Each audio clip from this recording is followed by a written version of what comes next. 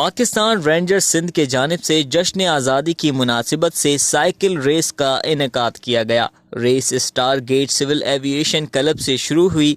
30 से ज़ायद साइकिल सवार ने रेस में हिस्सा लिया। शुरका ने रेस के आगाज से कबल पाकिस्तान जिंदाबाद के नारे भी लगाए।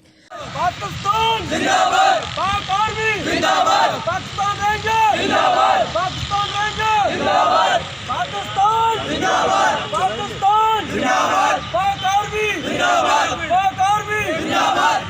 नुमाया कारकर्दगी दिखाने वाले साइकिल सवारों को इनामात भी दिए गए। रेस बरास्ता tank Chowrangi Malir cantt road हकीम वाला से होती हुई वापस स्टार गेट पर इख्तिताम पजीर हुई। अंजार अहमद, DNN, कराची।